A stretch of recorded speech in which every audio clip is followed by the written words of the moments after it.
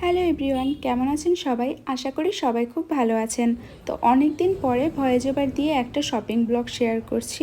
তো বাসা থেকে বের হয়ে প্রথমে চলে গিয়েছিলাম আড়ংয়ে কী কী কালেকশন আসলো এটা দেখতে আমার ভীষণই ভালো লাগে। এরপরে চলে গিয়েছিলাম স্বপ্নতে, ওখানে কিছু কেনাকাটা করে পাশেই ছিল বেস্ট বাই, এখানে একটু ঢু মারলাম।